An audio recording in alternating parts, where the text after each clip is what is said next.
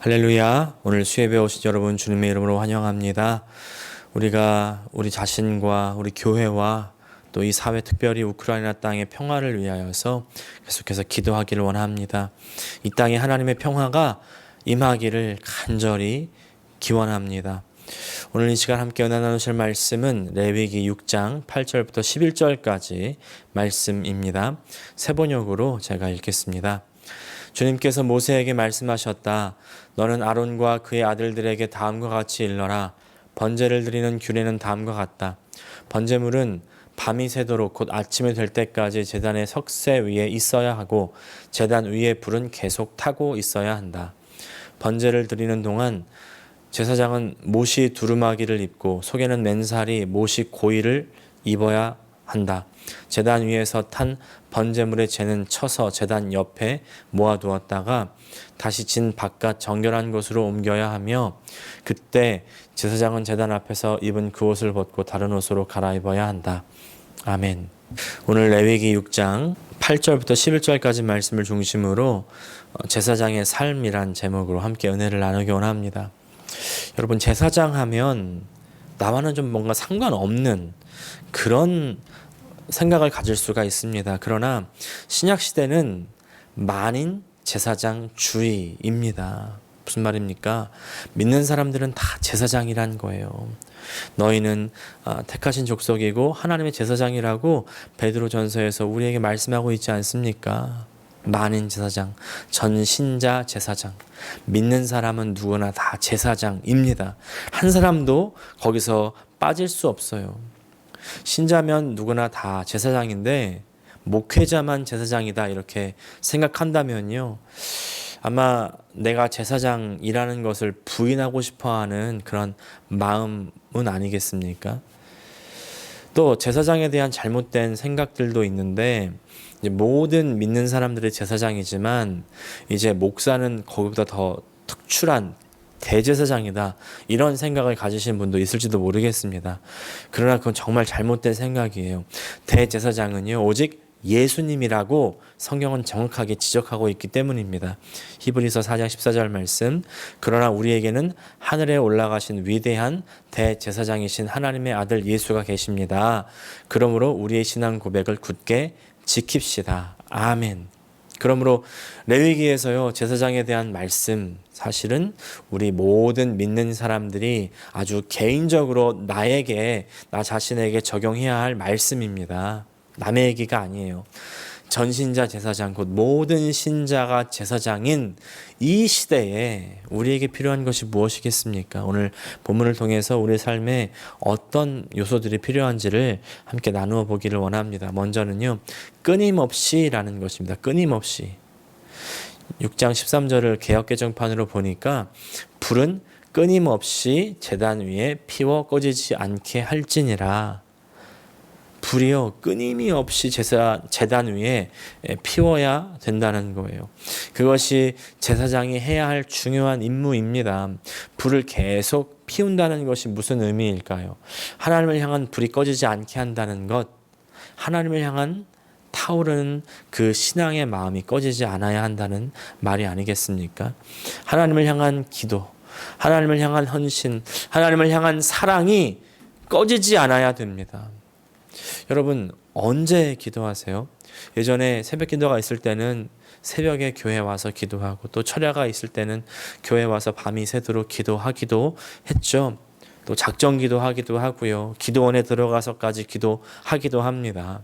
근데 이제 팬데믹 시대에 각자의 공간에서, 또 처소에서, 어떤 사람은 침대 위에서, 어떤 사람은 화장실에서, 어떤 사람은 차 속에서, 어떤 사람은 방 안에서, 어떤 사람은 식탁 위에서 그렇게 기도합니다. 그래, 기도하려고 노력하는데 참 하다 보면 정말 쉽지 않다는 것을 우리가 경험하고 있지 않습니까?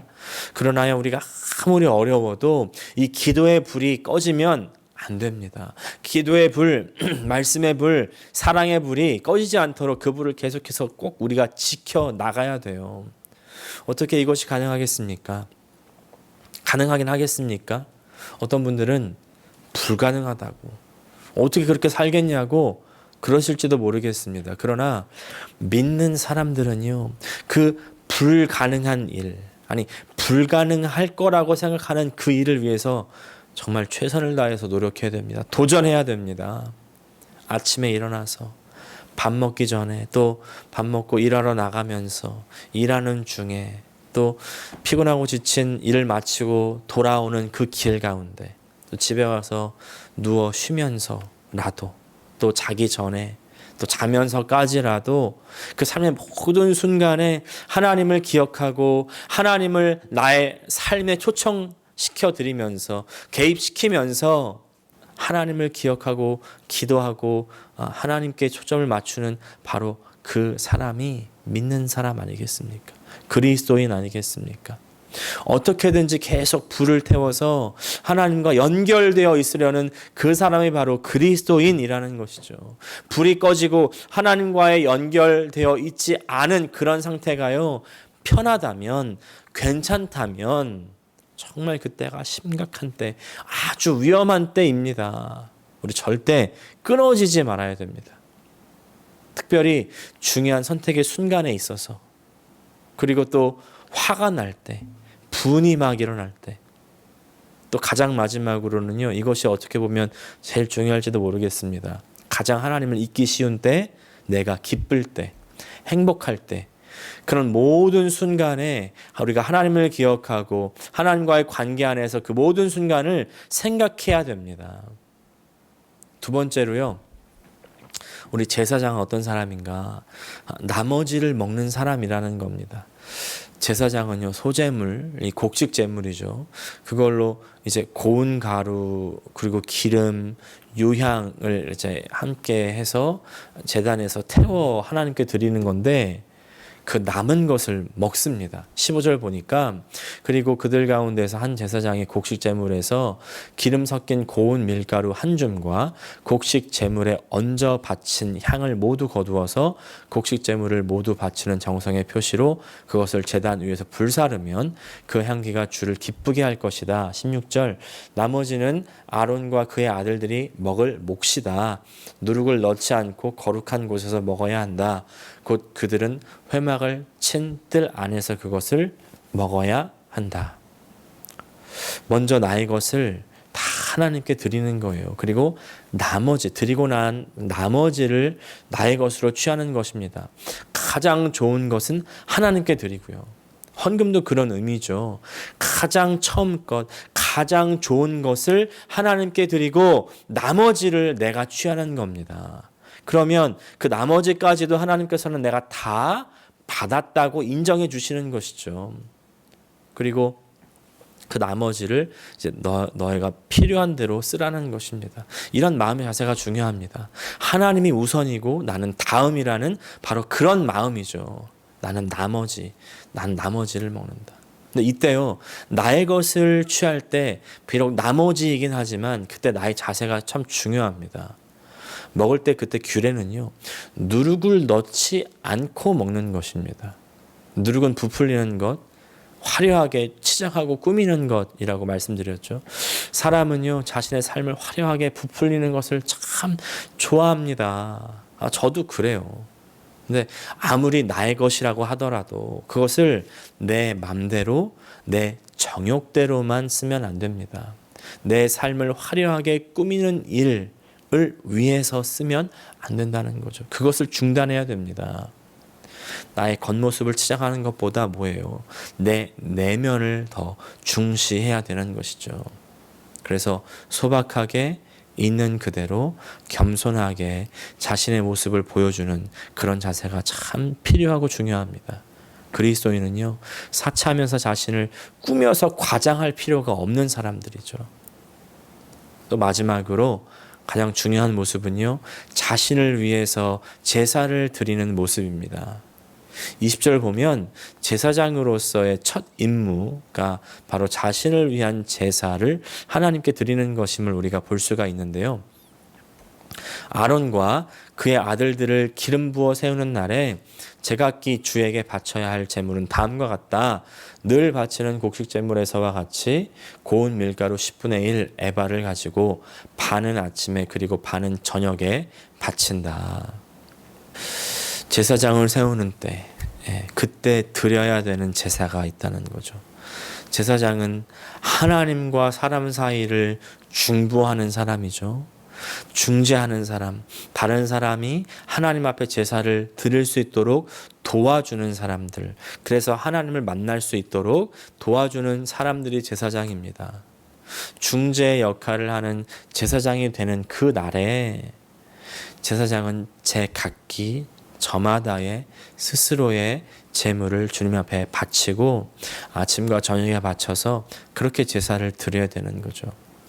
중재 역할을 제대로 감당하기 위해서 가장 중요한 출발, 자신을 위해서 아침 저녁으로 제사를 드리는 것, 나와 하나님과의 관계입니다.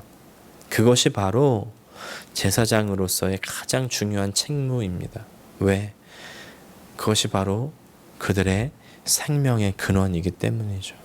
내가 아무리 좋은 교회를 다닌다 해도, 지난주 말씀처럼 예수님의 내가 제자라 할지라도 그 사실만으로는 내 믿음을 보장할 수가 없는 겁니다.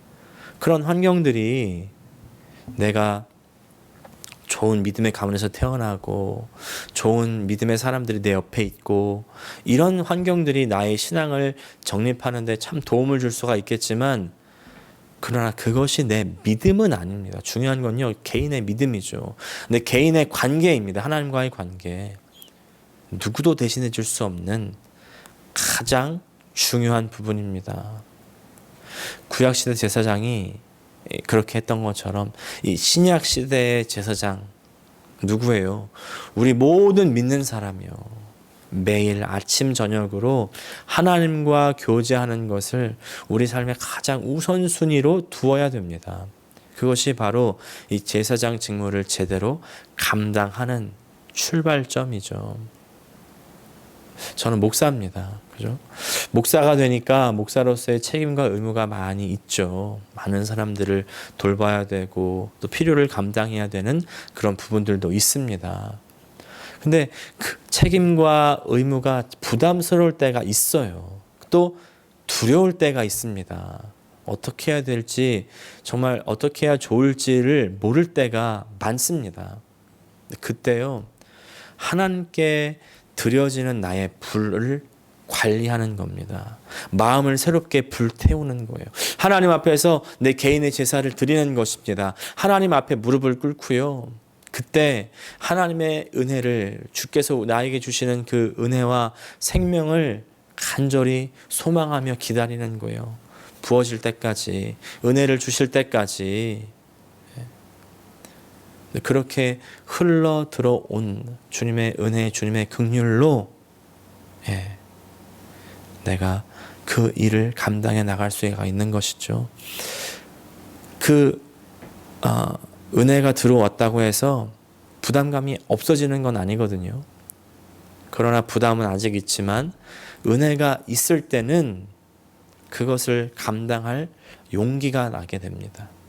사명을 다시 부여잡게 돼요. 다시 내 삶이 주님 안에서 평화를 누릴 수가 있습니다. 그래서 행복할 수가 있고요. 내가 하는 일이 잘 풀려서 모든 게 다 내 뜻대로 다 돌아가서 행복한 게 아니라 하나님께서 하나님의 뜻대로 나의 삶을 인도해 가신다는 그 확신이 나를 만족하게 하는 것이죠. 이 불이 주님 앞에서 꺼지지 않는 저와 우리 모든 성도들이 다 되실 수 있기를 간절히 기도하며 축복합니다. 기도하겠습니다. 하나님 우리 아버지, 우리를 주님의 제사장으로 부르신 주님, 우리가 제사장으로서의 참된 그 삶을 잘 살아갈 수 있도록 도와주시옵소서. 정말 우리가 먼저 하나님을 끊임없이 바라보며 하나님 앞에 그 불을 태우는, 그 마음을 계속해서 태우는 우리가 될 수 있게 도와주시고, 하나님을 우선하며, 그래서 나의 하나님과의 관계 가운데 항상 올바로 서 있는 우리 모든 주님의 성도들 다 되게 하여 주셔서 주님께서 나에게 주신 이 사명의 삶을 잘 감당하기에 부족함이 없도록 도와주시고, 그래서 하나님께서 주시는 참된 만족과 안식 가운데 행복한 우리 모든 성도들 다 되게 하여 주시옵소서. 예수님의 이름으로 기도합니다. 아멘.